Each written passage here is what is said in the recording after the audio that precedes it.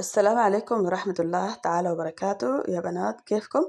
الليلة حنعمل وصفة لزيت بيتكون من 3 مكونات طبيعية فعالة لتنشيط الدورة الدموية للشعر، زيادة الكثافة، اللمعان، علاج التساقط. عندنا حلبة وروزماري وثوم. ال3 مكونات دي يا بنات بتعمل على تحفيز الشعر، فبالتالي بيزيد بيطول بيبقى أكثر كثافة، أكثر لمعان، بيحارب التساقط. بالإضافة إلى وصفة ماء الأرز للشعر وللبشرة. أولا يقول النبي صلى الله عليه وعلى آله وأصحابه أجمعين: من صلى علي صلاة صلى الله عليه بها 10 صلوات وحط عنه 10 سيئات، رفعت له 10 درجات وكتب الله له بها 10 حسنات. ده بفضل صلاة واحدة على النبي عليه الصلاة والسلام، فاجعل لك وردا ثابتا في اليوم. زي ما شايفين يا بنات، الوصفة بتتكون من 3 مكونات طبيعية: تحفيز الشعر، زيادة الكثافة والنمو. عندنا هنا الروزماري، والروزماري واحد من الأعشاب اللي بيعمل على إنبات الشعر، على تطويل الشعر. يعني إذا بتعملي عدة وصفات وشعرك نهائي ما زاد، فاستخدمي الروزماري في الوصفة دي. بالإضافة يا بنات إلى الحلبة، والحلبة يا بنات سبحان الله حبوب طبيعية رهيبة شديد، فيها مجموعة كبيرة جدا من الفوائد بالنسبة لصحة الشعر، بالنسبة لصحة الجسم. كمان الثوم يا بنات من الحاجات أو من المحفزات بالنسبة للشعر، بيحفز الشعر على النمو، بينشط الدورة الدموية، فبالتالي بتلقي إنه شعرك بيبقى أكثر كثافة وأكثر لمعان. زي ما شايفين يا بنات، نجيب برطمان نظيف معقم، نضيف كل المكونات دي كلها في البرطمان، بالإضافة إلى زيت الزيتون وزيت جوز الهند. زيت جوز الهند من الزيوت الناقلة للفوائد الموجودة في الأعشاب، بالإضافة إلى زيت الزيتون بيعمل على ترطيب الشعر، بيبقى لك شعرك أسود، يعني بدي الشعر سواد ولمعان رهيب. والوصفة دي يا بنات بالاستخدام المنتظم، يعني إذا قررتي تعمليها انتظمي فيها مثلا في الأسبوع مرتين، في الأسبوع مثلا 3 مرات، عشان بإذن الله تعالى تلقي نتيجة فعالة ونتيجة مضمونة. نضيف مقدار من زيت جوز الهند زي ما شايفين. طبعا الكمية حسب رغبتك، انت عايزة تعملي الزيت كمية كبيرة كمية متوسطة.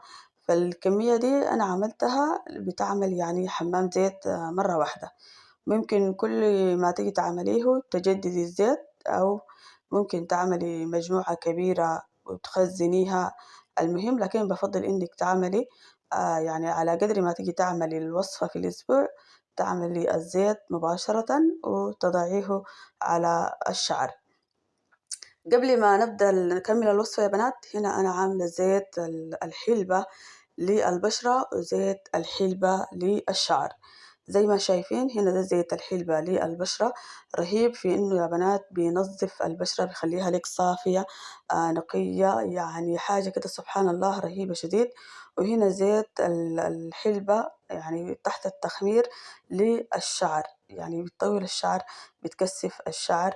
نزلت فيديو عن طريقة عمل زيت الحلبة، الفيديو موجود على القناة، يا ريت ترجعوا وتشوفوا الطريقة عشان تقدروا تطبقوا تخمير الزيوت يا بنات. التخمير الزيوت بيدي نتيجة فعالة، بيخلي الشعر يكون أكثر كثافة، أكثر لمعان، أكثر صحة.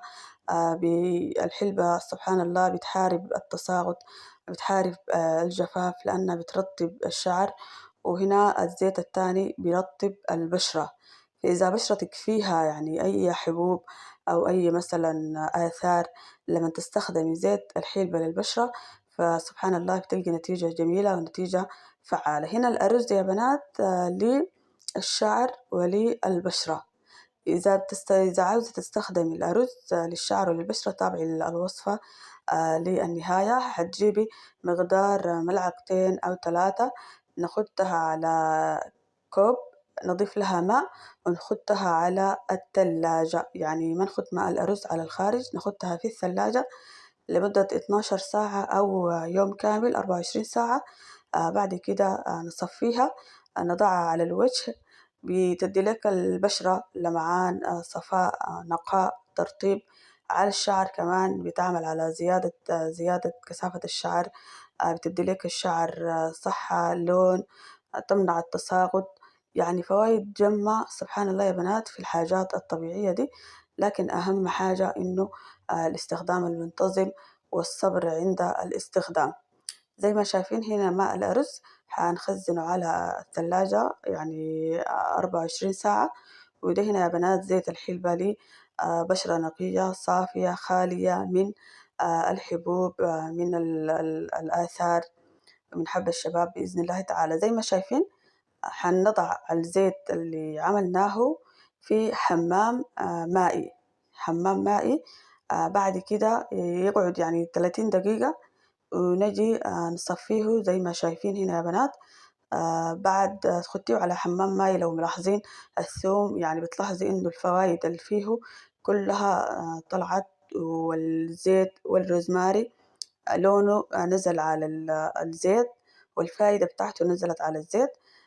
حتخطيه في حمام ماي يا بنات، تجيبي إناء وتخطيه بالبرطمان ماء مغلي، يعني تخليه لمدة نصف ساعة مع النار يعني تكون شغالة، والزيت بيغلي زي ما شايفين فيها. بعد كده توزعي تخطي الزيت في موزع، تخطيه على سائر الشعر من الجذور حتى الأطراف. بإذن الله تعالى حتلقي فايدة كبيرة، فايدة عظيمة من استخدام الزيت بالمواد الطبيعية المحفزة الآمنة بإذن الله تعالى لصحة الشعر، وأكثر كثافة، وأكثر لمعان، وأكثر تغذية، وأكثر سوادا. هنا ماء الأرز عملتها 24 ساعة. بعد كده تصفيها تحطيها على بخاخ، وزي ما قلت لكم تستخدميها على بشرتك، تخليها تجف وتحطي مرطب، أو تغسليها أو تعملي مرطب على البشرة. على الشعر ممكن تبخيها على الجذور، تخليها مثلا ليوم، واليوم التاني تغسليها، أو مثلا تخليها ساعة ساعتين وتغسليها بماء عادي، ما يحتاج إنك مثلا تغسليها بشامبو. الانتظام في الوصفات دي بإذن الله تعالى بيديك نتيجة جميلة، نتيجة فعالة، نتيجة مرضية. وما تنسوا الاشتراك في القناة والتعليق. بتتابعونا من ياتو بلد من ياتو مدينة، والوصفات اللي استخدمتوها من القناة وجابت معاكم فايدة أو أدتكم نتيجة فعالة، لأنه يا بنات الحاجات الطبيعية دي فيها نتائج فعالة جدا ما شاء الله تبارك الله. إذا انتظمتوا في الاستخدام فحتشوفوا شعركم أكثر صحة، أكثر لمعان، حتشوفوا بشرتكم أكثر نقاء، خالية من العيوب، خالية من الحبوب، خالية من الآثار، باستخدام ماء الأرز. ما تنسوا الاشتراك عبر القناة، واكتبوا لنا في التعليقات عن الوصفات اللي انتوا عايزينها، وإن شاء الله نعمل إليكم. مع السلامة. مكونين فقط ممكن تعملي منهم 3 وصفات طبيعية لشد البشرة ومحاربة التجاعيد ولتنعيم البشرة وتغذية البشرة. السلام عليكم ورحمة الله تعالى وبركاته. الليلة يا بنات حنعمل ماسك قوي شديد بإذن الله تعالى للبشرة لشد التجاعيد. وليش إنه يستحليك بشرتك إذا كان مثلا فيها جفاف، إذا كان مثلا عندك مثلا خطوط حول العينين، إذا كان مثلا عندك تجاعيد كثيرة، فأعملي الوصفة دي وبإذن الله تعالى حتلقي فيها فوائد عظيمة شديد. أول حاجة يا بنات حنجيب 3 ملاعق من بذور الكتان، وتاني حاجة حنجيب كمان 3 ملاعق من الأرز. والأرز يا بنات يعتبر يعني حاجة كده، أو سبحان الله يعني مشهور بإنه بيجمل البشرة، أو إنه بيدي البشرة جمال ونضارة. الوصفات الطبيعية دي بتلقي فيها فوائد رهيبة شديد، بس المهم إنك تستخدميها بانتظام ومتابعة. هنشيل 3 ملاعق من بذور الكتان، بالإضافة إلى 3 ملاعق من الأرز، ونخلطهم مع بعض. نضيف لهم كوب أو كوبين أو كوب ونصف من الماء، نحطهم على النار لحد ما ينضجوا كويس جدا. عشان يكون سهل في الخلط. فزي ما شايفين كده يا بنات، وبذور الكتان يعني غنية جدا بالأوميجا 3، وبذور الكتان يعني بترطب البشرة ترطيب جميل جدا.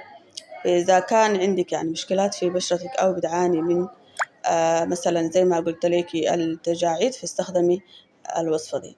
حنخلط المكونين دول مع بعض، وإذا لقيتيها مثلا ثقيلة زي ما شايفين هنا نضيف لها شوية من الماء، بس انت على النار ما تخليها انها يعني تغلي او انه الموية كلها تتشرب. زي ما شايفين حنضيف كمان البطاطس، والبطاطس غنية شديد يا بنات بالنشا اللي بيفيد البشرة، وبيعمل على ترطيب البشرة، على نعومة البشرة، على نضارة البشرة. نخلط كل المكونات دي زي ما شايفين مع بعض. اكتبوا لنا في التعليقات، تابعونا من ياتو بلد من ياتو مدينة، والوصفات اللي انتوا استخدمتوها وطلعت معاكم أو ادتكم نتيجة رهيبة. هنهرس زي ما شايفين مضرب كهربائي كل المكونات دي مع بعض لحد ما تدينا مخلوط كريمي ممتاز أو مخلوط كريمي ناعم. بعد كده نجي للخطوة اللي بعدها. من فوائد بذور الكتان إنها يا بنات زي ما قلت لكم غنية بالأوميجا 3، ممكن تستخدميها مثلا في الوصفات للشعر، وأنا منزلة منها فيديوهات كثيرة، يعني مجموعة من الماسكات فيها برضو داخلة بذور الكتان. والأرز كمان يا بنات فيه فوائد كثيرة شديد للشعر وللبشرة. فالوصفة دي للبشرة زي ما شايفين هنا بيجي معاي كريمي أو المخلوط بيجي كريمي شديد، فحنخلطه مع بعض أو إننا حنصفي الخليط. فتابعي الفيديو للنهاية عشان أوريك كيف إنك تصفيه. ما تنسي إنك تضيفي البطاطس زي ما شايفين هنا يا بنات. بعد الخلط صفيته بمصفى، وإذا عندك مثلا شاش طبي ممكن كمان برضو يعني تصفي أو إنك تخلطي أو تستخرجي المنقوع أو تستخرجي الهلام بتاع المكونات مع بعض زي ما شايفين. فهنا عندي الوصفة دي أو البقايا بذور الكتان مع الأرز ما حتخلص منها، بالعكس حتعمليها مغشر رهيب شديد يرطب البشرة ويساعدك إنك تتخلصي من الجلد الميت. هنا حنضيف زي ما شايفين القهوة، حنجيب بن حنخلطه أو حنسحنه كويس جدا أو إننا نخليه يطلع ناعم. بعد كده نضيف منه ملعقة إلى بذور الكتان مع الأرز، حتعملي أجمل مغشر للجسم زي ما شايفين. ما تنسي يا بنات بعد تعملي المغشر إنك شنو ترطبي، يعني ترطبي طوالي، لأنه سبحان الله يعني الأرز بيشد البشرة بيشد البشرة، فبالتالي لازم ما تنسي إنك ترطبي. زي ما شايفة حتشيلي وتعمليه مغشر للجسم. هتحتفظي بالوصفة دي في الثلاجة يعني لمدة أسبوع، ممكن تعمليها 3 مرات في الأسبوع أو 4 مرات. تحطيها في أي علبة، نضعها في أي علبة وبعدين نحطها على الثلاجة. دي الوصفة الأولى من المكونين دي، يعني مكونين حنستخدم منهم عدة وصفات. كمان حنستخدم وصفة أخرى إن شاء الله في نهاية الفيديو. قبل أنا بتتابعونا من ياتو بلد من ياتو مدينة، وما تنسوا إنكم تشتركوا في القناة لأنكم بإذن الله حتلقوا فوائد كثيرة شديد أو حتلقوا خلطات كثيرة تستفيدوا منها بحول الله جل في علاه. وكمان شنو إنكم تشاركونا بوصفاتكم أو الفوائد اللي أنتم بتستخدموها من الماسكات المختلفة. زي ما شايفين هنا ده المنقوع أو الكريمي بتاع بذور الكتان مع الأرز مع البطاطس، حنقسمه لجزئين، يعني حنسوي من الوصفة دي كمان شنو وصفتين مختلفتين، وأي وصفة حيكون عندها إن شاء الله فوائد مختلفة. أول وصفة زي ما شايفين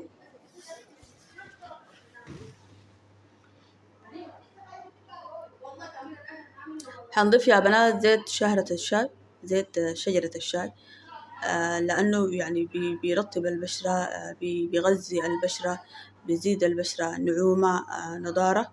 حنمزجه كويس، حنشيل منه مقدار ملعقة بالكثير.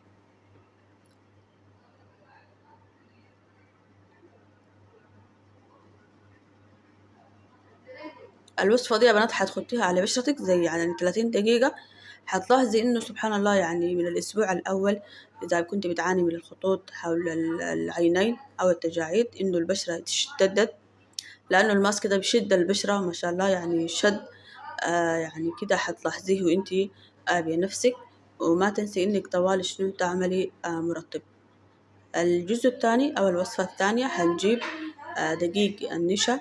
دقيق النشا كمان يا بنات يعني بيشد البشرة وعنده فوائد كتير شديد بالنسبة للبشرة. حنضيف منه ملعقة، حننزل زي ما شايفين ونحطه على النار لحد ما إنه ينضج كويس جدا ويدينا زي ما شايفين كده كريمي، ملمسه يكون كريمي. بعد كده نطلعه من على النار، يعني حنحطه دقيقتين أو 3 دقائق بالكثير على النار زي ما شايفين هنا في الفيديو. بعد كده نضيف بعد المكونات الأخرى أو الفوائد الأخرى من ضمنها ماء الورد. وده ماء الورد يا بنات مخصص للوجه، حتى إذا ضفتي ماء ورد عام برضو كمان إن شاء الله مناسب. ماء الورد يصفي البشرة، ينقي البشرة، يزيد البشرة نضارة زي ما شايفين. نمزجه كويس كده. بعد كده نضيف له من سيرم عرق السوس أو أي سيرم عندك. ممكن كمان شنو تعملي له إضافة، أو ممكن تضيفي كمان زيت اللي هو اللوز. إذا ما متوفر عندك مثلا كريم عرق السوس أو سيرم عرق السوس ممكن تعملي زيت اللوز، وتعملي كمان زيت اللي هو جوز الهند كمان شنو بيرطب البشرة وبينقي البشرة. الوصفة دي ممكن تعمليها في الأسبوع مرة أو في الأسبوع 3 مرات، وكمان نحطها على الثلاجة لمدة 7 أيام ونطبقها بانتظام، وبحال الله جل في علاه تلقي نتيجة فعالة شديد. اكتبوا لنا بتتابعونا من ياتو بلد من ياتو مدينة. ودي كده 3 وصفات يا بنات رهيبة شديد بالنسبة لشد البشرة ولتنعيم البشرة. وما تنسوا تصلوا على النبي المختار صلى الله عليه وسلم.